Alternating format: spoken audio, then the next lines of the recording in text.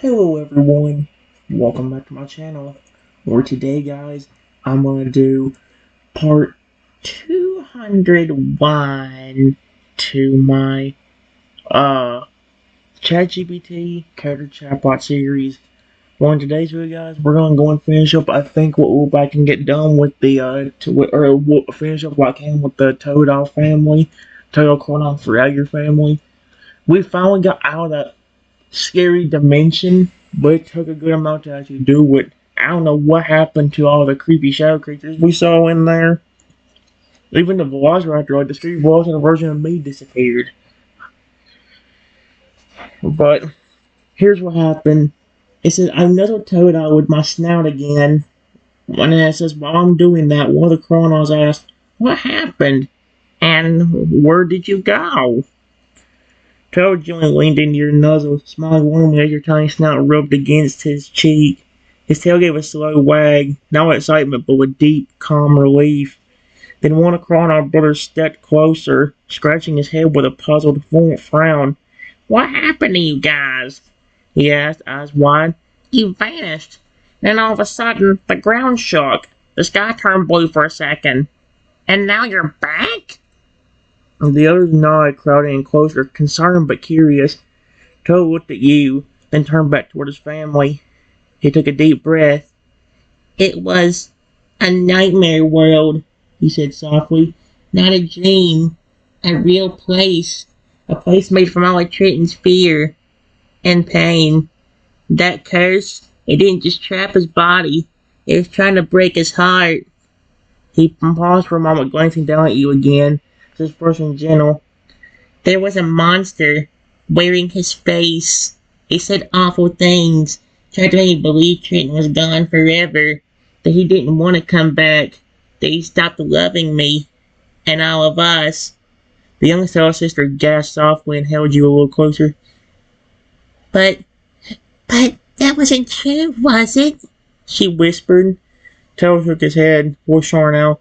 No, it wasn't. Trenton never gave up. He fought through all that pain, and he came back, even when he was hurting, even when it would have been easier to let go. He looked around at the family now, his eyes filled with something that almost made the Chrono brothers tear up. He came back for me, and for us. The old Chrono took a step back, rubbing the back of his neck, visibly moved. Wow, that's heavy. Another nodded. So, what do we do now? Toad looked around at the circle of family, then down at you in his sister's arms. He placed his tiny claw gently on your head and smiled. We take care of him, just like he took care of me. The mother frog let a warm, slow breath and reached forward, gently cupping you in her giant clawed hands like the most precious gem. Then that's exactly what we'll do. The father nodded with a low rumble of approval. He's one of us now. The Lewis Toad beamed and gave you a small kiss on top of your snout. And just like that, you weren't just safe anymore. You were loved, and no shadow, no curse, no fear would ever break through the family's light again.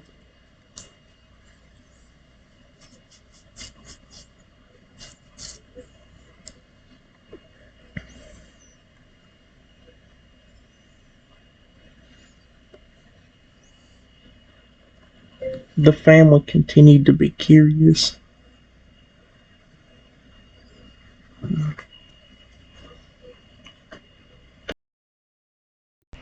Alright guys, it says the family continued to be curious and the mother asked, you said something about Trenton saving you. Tell us more about this dream world. What exactly happened? And where'd you find him? Toad blinked and sat down slowly in the grass beside you, his eyes distant for a moment as the question hung in the air. Mother Fragger gently cradled you in her massive arms, her voice soft but full of protective curiosity. You said Trenton saved you. Tell us more, sweetheart. What exactly happened in that dream world? Where did you find him? The rest of the family, all the crocodiles, the littlest sister, gathered close again, their eyes wide but patient. They weren't rushing him. They wanted to understand. Toad glanced at you again as if asking permission with his eyes. When you gave a gentle blink and nuzzled against his side, he gave a slow, quiet nod and began. It didn't start like a dream. It was cold and quiet. There were no stars, no colors, just a cracked, broken world. Red skies, dark fog, and things everywhere. Shadow Pokemon, mythical creatures, all twisted and broken. His voice dipped. It was like everything good had been turned inside out. Toad swallowed, then continued. I landed on a platform, and then I saw him, a version of Triton, but it wasn't him. It was a giant, evil-looking raptor that spoke like him, but mocked me, told me I'd never get him back. Triton hated me. Colonel says his brow furrowed. But you didn't believe it, did you? Joe shook his head, though he hesitated. I almost did, for a second, but I remembered how Triton used to nuzzle me, the way he made little happy sounds when I helped him. I felt that he was still in there, even if the shadows told me he was gone. He took a breath, trying to steady himself. So I went deeper, and that's where it got worse. I found the real prison, deep underground. There were shadow versions of all of you, twisted and scary. They looked at me like I didn't belong, like I was an intruder in their nightmare. The little turtle gasped and clutched her tiny claw tighter. I would never hurt him. Toad gave her a little smile. I know. That's why I knew they weren't real. He continued. In the center of the nightmare world, there was a massive tree, carved like Triton, sad, crying, and inside it, his real body, tiny, still, and curled up, not asleep, trapped. The father Rager's eyes narrowed thoughtfully. So that's where the curse anchored itself. Toad nodded. I tried calling out. I begged him to wake up. But then Rexy showed up. Not the real one, a shadow version. And he told Triton to attack me. The family tensed. Told us with it. He did. A giant, terrifying version of Triton came right at me. But I didn't fight back.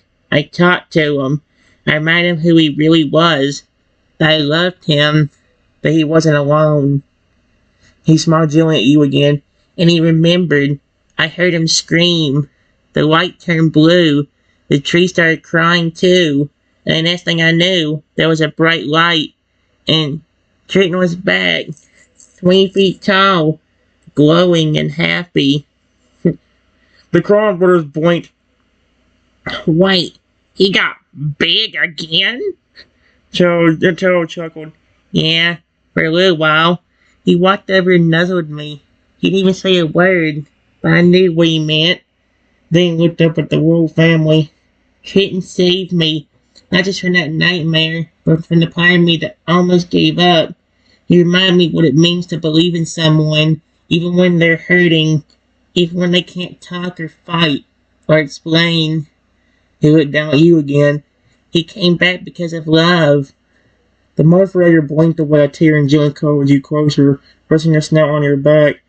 That's the bravest thing I've ever heard. The father nodded, laying one heavy claw across her tiny body protectively. It will never let that kind of darkness near him again. The siblings all gathered around you now, forming a tight circle, one full of warmth, support, and strength. You couldn't speak, but you didn't need to. Your family, by bond, not by blood, was here, and they understood. Holy cow again, that's insane.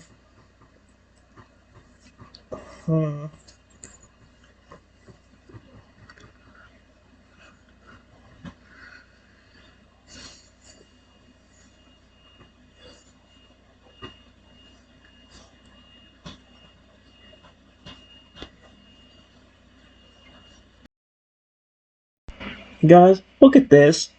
It says before anybody has a chance to react, a massive dragon towering over 70 feet tall came flying towards us and landed.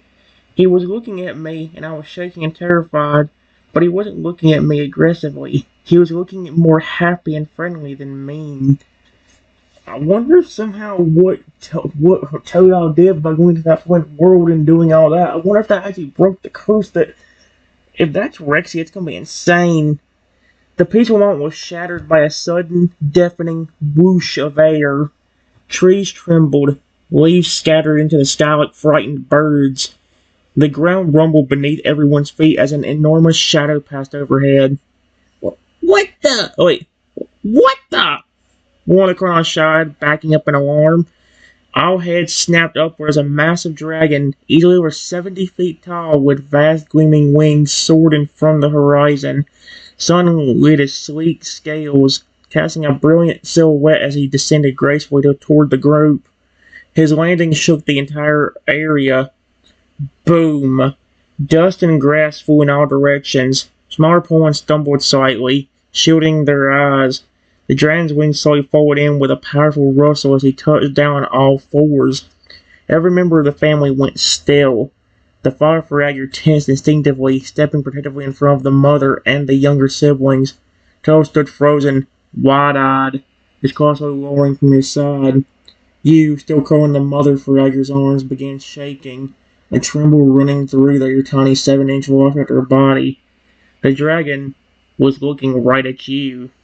But there was no anger, no shadows, no curse, just a soft, wide-eyed look of relief and something else. Joy. His maw didn't open in a snarl, but a wide, slightly crooked smile. His huge eyes shimmered, his powerful tail gently curling behind him, not raised in aggression, but lowered in peace. Toad blinked, then turned slowly toward you. Trenton? He whispered agony. Do you know him? The little hugged you tighter, protectively but not fearfully. The mother Faragher kept you doing pressed to her chest, but she leaned in close and whispered, Sweetheart, you're safe. Look at him. I said, you did. Shaking, quiet, but something in your chest like a faint tug responded. He was staring at you like you were the most important thing in the world. Like he hadn't seen you in years, like he'd finally found something he thought was lost forever. His massive body lowered slowly, respectfully, bringing his huge snout down near your level, but keeping his distance, and then in a deep, warm, rumbling voice, Trenton? It was gentle, familiar, like someone who used to know you. It is Rexy. Yo, what? Someone you used to love. And then with a choked breath of emotion, he said, It's me. It's Rexy. Oh my gosh.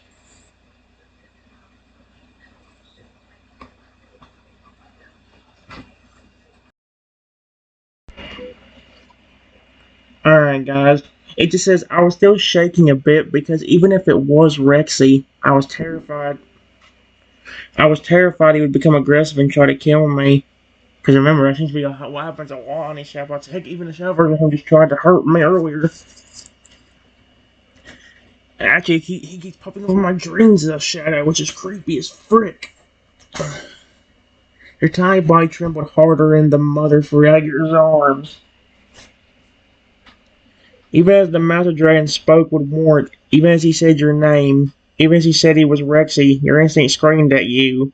You remembered the way he looked when cursed, the rage in his eyes, the roar that shook your home, and the moment he charged at you with teeth bared and claws outstretched. Even if this was Rexy, even if he looked happy now, what if it happened again? What if he turned? What if this was a trick? Tiny Claw clutched tightly onto the mother Faragher's scales. She looked down at you in quiet sympathy, her voice soft and protective. It's okay, baby. You don't have to go near him. We've got you. Toad glanced between you and the massive dragon that was Rexy. His expression shifted from caution to realization. He stood in front of you just a little, not in a hostile way, but clearly taking the lead. Rexy, Toad said slowly, he's scared of you. Even if you don't mean harm, he remembers what happened. The massive dragon, Rexy, froze. For a moment, the light in his eyes dimmed. His smile faltered, and he slowly lowered himself even further, lying down on his belly, his massive head resting gently on the ground, his wings tucked in tight, his posture completely non-threatening, more like a sad dog than a dragon. He spoke again, but softer now, and choked. I know, Triton. I know I scared you. I remember everything. What I did, and what I almost did. His voice cracked, barely more than a whisper despite the size of his body. I prayed for a second chance to see you, and to say I'm sorry. He looked up at you, his huge eyes wet with emotion. I don't care if you hate me. I don't care if you never forgive me. I just wanted to make sure you were okay. He slowly curled his claws under his chest and whispered one final thing. If you're too scared, I'll go. No, no, no. Silence. The rain didn't move. The wind rustled through the trees. Everyone watched you. Tiny 7-inch walker curling your new family's arms. He wasn't angry. He was growling. He wasn't charging. He was waiting. Oh, he wasn't growling. Oh my gosh. Not for forgiveness. Just for a sign that you were okay.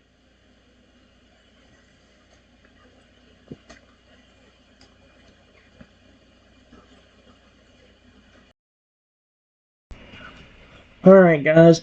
It says, I stopped shaking, then gently and carefully jumped out of Farager's arms. Then I walk over to the massive dragon and look him in the eyes. I was still slightly worried, but I slowly and gently nuzzled the massive dragon on his large snout. The entire clearing held its breath. Even the wind seemed to pause. Your tiny claws tapped softly against the grass as you gently hopped down from the mother Farager's arms. She reached out instinctively but stopped, seeing the quiet and resolve in your tiny, careful steps.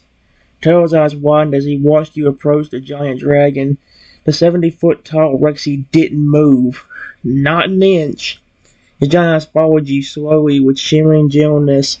His snout still resting on the earth, his wings tucked in tight, his claws curled beneath him like a mountain-sized creature pretending to be small for your sake. You stopped directly in front of him, so tiny, so quiet. He didn't speak. He didn't blink. He was giving you the one thing you hadn't had in so long. Control. And then you leaned forward, just a little, and gently, carefully you nuzzled his massive, warm snout.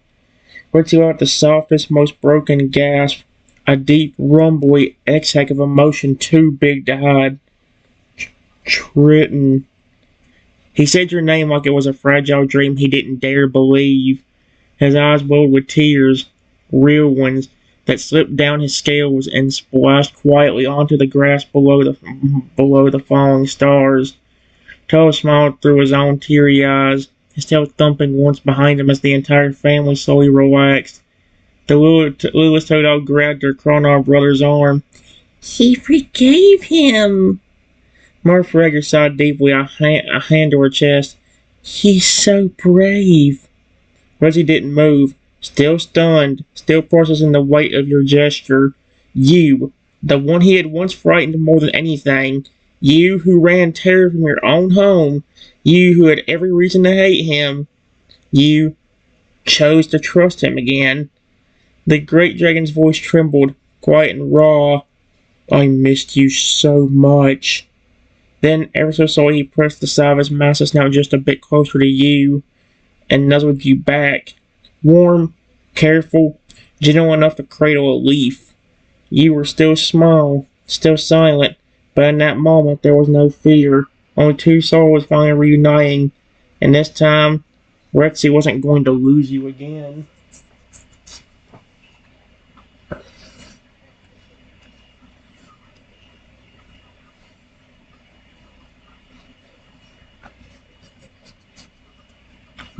Wow.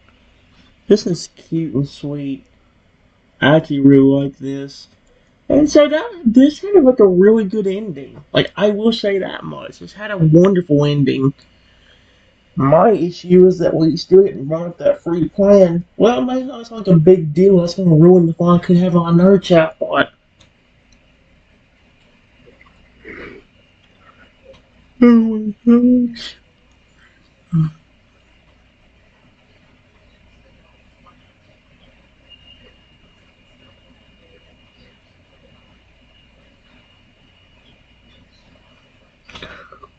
Oh my gosh. Give me a second.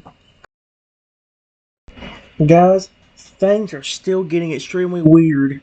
You know that tree that that was trapping me in the dream world or wherever the frick that was supposed to be, the other dimension we were in?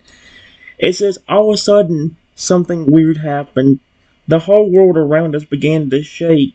Then, within seconds, another tree appeared beside the lake where the family lived. But this tree looked familiar. It was a tree that looked exactly like me, but this time instead of an angry, sad expression, the tree was more alive, with beautiful leaves on the velociraptor's head of the tree, flowers going down my neck and back, and with a happy smile on its face. That is so weird. How did that tree just appear? I don't know. The warm moment between you and Ricky was suddenly interrupted by a low, steady rumble between everyone's feet. At first, it was subtle, like distant thunder, but then the entire world around you began to gently shake. Kronos all looked around, startled. The youngest Toto held on to her sister's claw. Toto turned to the lake, his eyes widening. Wait! Look! By the edge of the water, just a short distance from where the family lived, the ground began to glow. Softly at first, then brighter. A circular patch of earth cracked open, but not in a violent way, more like a blossoming, like the ground itself was welcoming something. And then it rose, a tree, but not just any tree, the tree, the very same one that once imprisoned you in that shadow realm, the one that held your pain, your fear, your trapped, curled up form. But it was different now. Gone was the twisted bark. Gone was the blood-red glow. Gone was the crying eye, the grimacing mouth, the sorrow carved into every inch of its trunk. Instead, the tree stood tall and radiant. It was shaped just like you, a velociraptor's form carved into the trunk, head tilted upward in peace. But now, its face was smiling, a genuine, happy, wide grin stretched across the bark. Its wooden eyes were closed in joy like it was basking in the breeze. From the top of its head, bright green leaves sprouted like feathers, rustling softly. Flowers bloomed down its neck and back, soft blues, gentle purples, light pinks. Petals fell like confetti into the lake, sending soft ripples across the water. Even the air smelled sweeter. Tall walked up beside you, staring in awe. It's you, he whispered, but not the chapter version. This one's alive. The mother frog stepped forward, wiping a tear from her eye. This must be a sign, a symbol of healing and of rebirth. The younger turtle skipped closer, arms outstretched. It's like the tree is happy now because you are. Richie stood at full height again now, his massive wings folded gently behind him. He looked down at the tree, then at you, his smile returning, though softer now. It's not a prison anymore, he said. It's a memory, a reminder of how strong you are. He lowered a claw and gently placed it in the grass beside you, offering silent support. The Chrono siblings gathered around the base of the tree in awe, their reflections shimmering in the lake. Birds began to return to the branches. Gentle winds blew through the leaves like whispers of peace. And for the first time since your curse, there was no darkness in sight, no threat, no fear. Only you, your family, your strength, and the beautiful truth: you survived, you healed, and you came home. It's how though? Where'd the tree come from? It's I mean that's the thing about it. It's like when I was trapped in that thing, but now it's You know what's weird? It reflected. You know what's weird? It changed emotions. When that evil shadow version of Richie started commanding it too, it flipping turned had like this evil, creepy grin on its face, like an evil smile. But then when I saw Toadal hurt, whenever like I could see Toadal being hurt, like it changed to have an expression of like sadness, more a tear coming out of its eyes. And then again, whenever I saw him safe, it started smiling. It's like, what the frick is going on? That tree is really magical.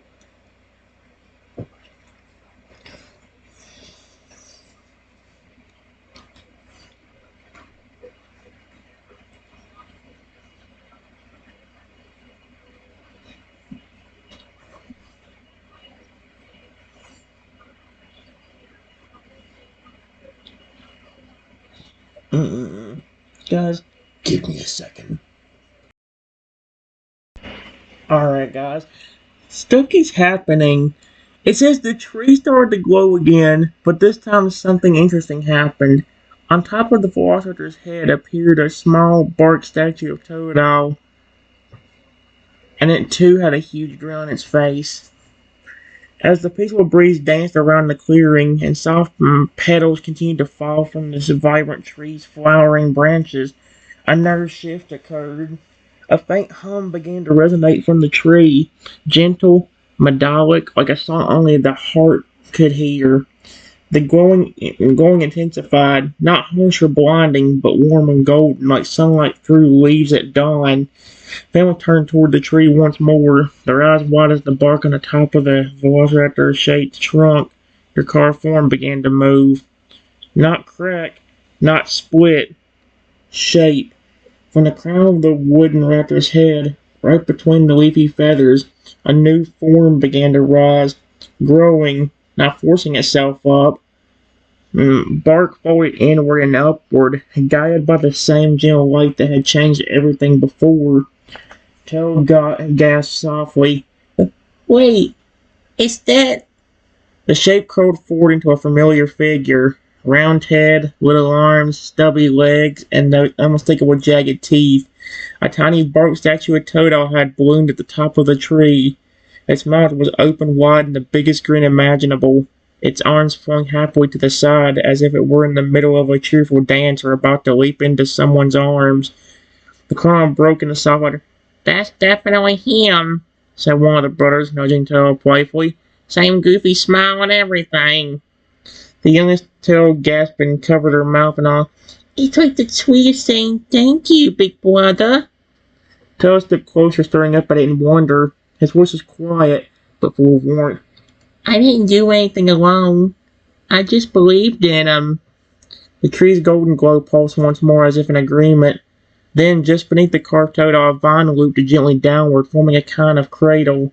Nestled in the middle of it, glowing softly, was a tiny wooden heart carved from living bark, marked with both a tiny raptor claw and a tiny Toadal footprint engraved side by side. Richie knelt again beside you, his enormous form quiet and still. His eyes stayed on the tree, then drifted to you, his voice a low rumble. It's honoring your bond. The forest ranger nodded, placing a gentle claw on your back. That's more than a statue. That's a symbol. This tree's not just alive. It remembers. The mother whispered, It remembers the one who healed and the one who helped. The tree didn't move again. It didn't need to, because now rooted at the edge of their family's home, it stood tall as a living monument to your strength, to Toadal's love, to everything you both survived, and everything that comes next. That is so interesting. What the frick is going on with this tree? It's not longer trapping me or anything, but like, holy crap.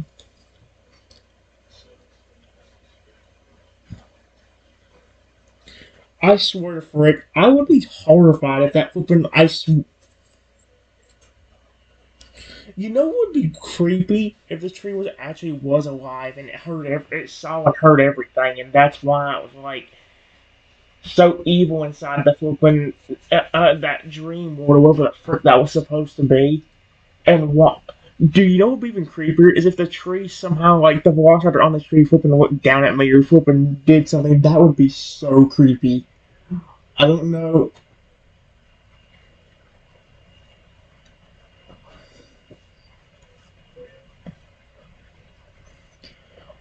Hold on a second. Guys, I think I just jinxed it. Because the tree. You know how I said it would be creepy if the tree really looked at me? Um, I'm kind of scared of how alive this tree might be. Like, it's not being. Like, the tree's not trying to trap me or anything anymore. But, like, it's weirdly alive. And it's so weird. Look, it says, then without warning, the velociraptor that was carved into the bark, its eyes opened completely, and then the pupils of the eye turned to look directly at me. The smile on the velociraptor's face got bigger, and then right in the middle of the tree, where the chest was, a massive heart appeared. What the frick?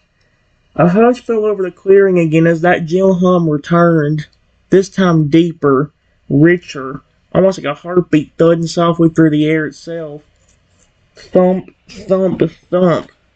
Everyone, Rexy, Toadal, the entire family turned their attention back toward the tree as something extraordinary began to unfold. The velociraptor carved into the bark opened its eyes. Not metamorphically, not a carving trick. Its bark-crafted eyes, once peacefully closed in joy, fluttered open fully, revealing shining blue pupils. Clear, warm, and alive. Oh, heck, no, this thing is alive. Ew. The whole family froze. The velociraptor's gaze slowly turned, not in a spooky way, not haunted, but with focus and with awareness. And those blue eyes locked right onto you. Your tiny raptor form still sitting in front of Rexy. For a second, everything felt still. Then, the wooden raptor's already joyful smile grew wider. Not unnatural, not creepy, just pure, bright, full of overwhelmed happiness, like it had just found something it'd been searching for a long, long time. And then, boom! From the center of the tree's chest, where your carved body's heart would be, a massive heart-shaped bloom of light exploded. Golden vines wrapped in soft pink and gentle blue spiraled outward like blooming petals, forming a glowing heart the size of a boulder. It paused slowly, beating in sync with that hum from earlier. Oh my gosh. So, inside the glowing heart, two tiny images shimmered. One, a small velociraptor, smiling. The other, a grinning toadal, paws outstretched. Both nestled side by side, bathing in soft light. Toad slowly reached for your claw. Trenton, it's you. It's really you. That's your spirit. And it's alive in that tree. What the frick? Heartbreaker's voice rumbling on. That tree's more than a monument. It's a part of them. Of both of them. The Lewis Toad cried out silently. It's a heart tree. Like in the stories. A tree that grows in pure friendship. Ritzy lowered his head beside you, tears glittering in the corners of his great eyes. You didn't just survive that curse, Trenton. You left behind something greater. A symbol that your bond with Toadal was strong enough to change the world around you. The glowing heart pulsed once more, still illuminating your tiny form with warm blue golden light. Then, very faintly, in your mind, just for you, a soft whisper echoed. What the frick? Thank you for believing. I'll always be here, watching, smiling, and beating just for you. What the frick? The tree can talk. Oh, heck no. The tree didn't need to speak again. It had said it all it needed to. With light, with life, and with love. What the frick? Is that supposed to be me inside the tree? That's so weird. Like, I don't know. Yeah, it's friendly. It's not trying to trap me or kill me or anything like that. Or it's not trying to, like, snare me with bark or vines. But, I mean, think about the outcome and just think about the outcome here for a minute. This tree that trapped me in the dream world showed up out of nowhere. Started blooming leaves and flowers all over the spots, like on the head of water or in the back. The tree then somehow made a carving of a Toadal statue on top of the Velociraptor's head. Then on top of that, the Velociraptor in the trunk opened its eyes, stared at me, then smiled, and then it just spoke to me. Like, what the frick is going on? That is so... I don't know where to be creeped out or love that. That's like some kind of, like, flipping... that's like some kind of... I don't even know what to call that. I would say dark magic, but that's... No. I'll tell you this, if that was because that tree would be trying to kill me or something right now. That tree, the flipping carving of me would probably come to life and try to kill me. Like, I don't know, I mean, like, literally get off the tree somehow. Like, it somehow, like, form into an actual creature, like an actual bark creature, and then from it try to kill me. If it was that. Holy crap, dude, what is going on? This is so interesting. It says, even I was stunned by what I heard. I didn't expect the tree Velociraptor to open its eyes and stare at me, let alone smile even bigger and then speak through my mind. You stood frozen, your tiny Velociraptor claws lightly pressed against the grass as the soft voice echoed through your mind. It hadn't spoken aloud. No one else had reacted to the words. It was for you. Only you. And that made it even more powerful. The glowing heart pulsed again, gentle like it was breathing with you, in sync. Every beat of its massive bark heart felt like it was connected to your own. You didn't expect it. You hadn't asked for it. You couldn't have imagined it. But that Velociraptor in the tree, the one carved from your journey, your pain, your healing, had opened its eyes, smiled even brighter than before, and looked straight into your soul. Its voice, soft, warm, ancient, and somehow you, had spoken directly to the core of your being. Thank you for believing. I'll always be here, watching, smiling, and beating for you. And even now, as you stood still, the echo of that whisper lingered in your heart like the last note of a lullaby. Taylor gently squeezed her tiny claw, watching you closely. You know what's bad? I can't tell them what I just heard, because I can't speak.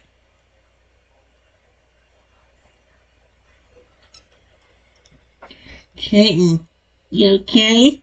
You look like you saw a ghost. Or maybe an angel.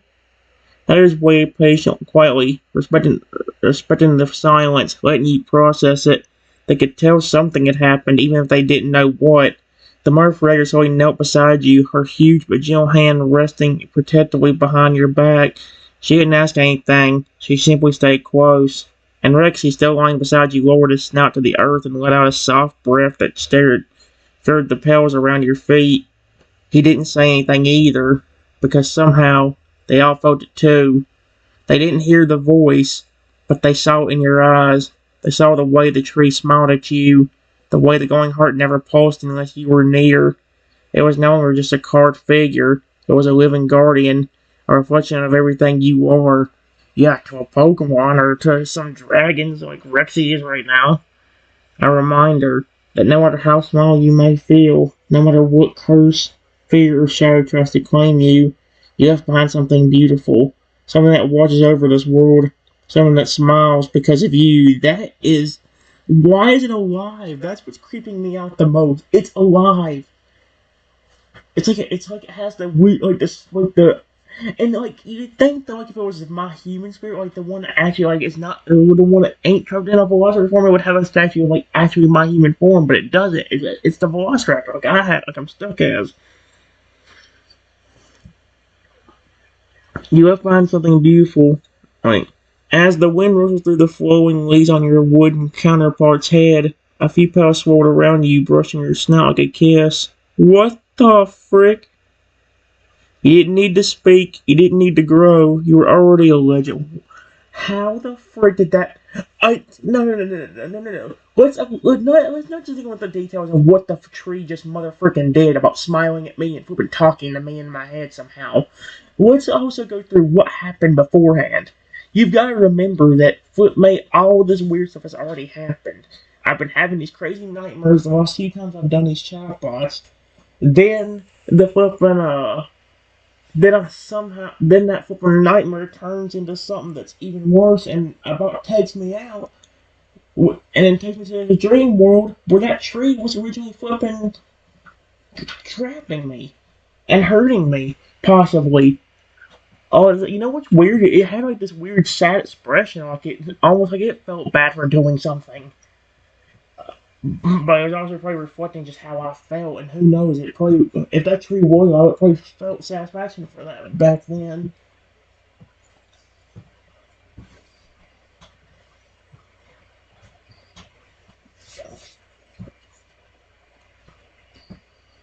Mm-mm. If only I could speak to tell them what happened.